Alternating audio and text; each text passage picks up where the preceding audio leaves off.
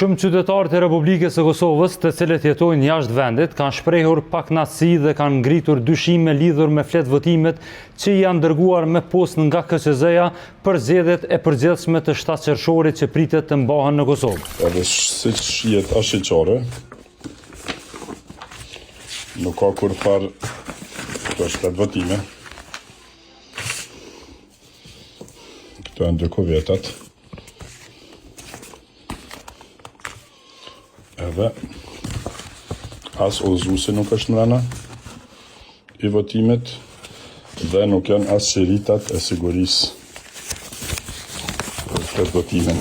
Sipas tyre, në dërgesat që ju kanë arritur, mungon shiriti mbyllës, i cili ka shërbyer në të kaluarën për të mbyllur zarfet ku janë futur fletë votimet. Këtë e ka konfirmuar edhe KQZ-ja. Dëgjojeni shkurt këto video të publikuara nga KQZ-ja në fazën zyrtare, gjatë raundit të parë dhe të dytë të zgjedhjeve lokale që u mbajtën në Kosovë në vitin 2025. Brenda zarfit do të gjeni udhëzuesin se si të votoni, fletë votimet, zarfin e fshehtësisë me ngjyrë të bardhë pa asnjë shënim, zarfin kthyes me ngjyrë të kavtë dhe shiritin mbyllës. Mbylleni me kujdes zarfin kthyes. Vendosni shiritin mbyllës mbi ngjitsin e zarfit për të siguruar që mos të hapet. Pra ishin dy video të publikuara nga KQZ-ja në vitin 2025, ku mërgjimtarët këshilloheshin që zarfave t'i vendosin shiritin mbyllës që ua ka dërguar KQZ-ja për të siguruar që zarfi të mos hapet.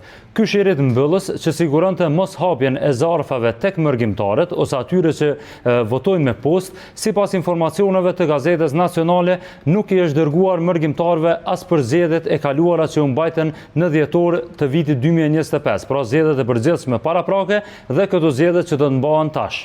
Pra ky shirit nuk ka munguar më përpara në zgjedhjet paraprake të ato lokale që kanë qenë. KQZ-ja është siguruar gjithmonë që me u dërgu atyre që votojnë me postë, por ai shirit nuk i është dërgu votuesve as në zgjedhjet e përgjithshme të fundit, as në këto zgjedhje që pritet të mbahen me 7 qershor. Mungesa e këtij shiriti, sipas disa mërgjimtarëve me të cilët kemi biseduar, ka ngritur dyshime për keqpërdorim, pasi që sipas tyre askush nuk mund t'i sigurojë ata që zarfi i tyre nuk do të hapet nga një person apo palë e tretë e paautorizuar. Normalisht kjo ngri dyshime tek këta mërgjimtare edhe për keqpërdorim të votës së tyre. Për këtë arsye, Gazeta Nacionale ka dërguar pyetje edhe në KQZ, por edhe në Prokurorinë e Shtetit këtu në Kosovë për të marrë detaje se çfarë ka ndodhur, pse mungon ky shirit mbyllës, pse ka munguar edhe në dhjetor të vitit të kaluar dhe gjithashtu të marrim informacione nga organet e drejtësisë nëse janë të informuara për këto çështje dhe çfarë hapash kanë ndërmarrë deri më tani.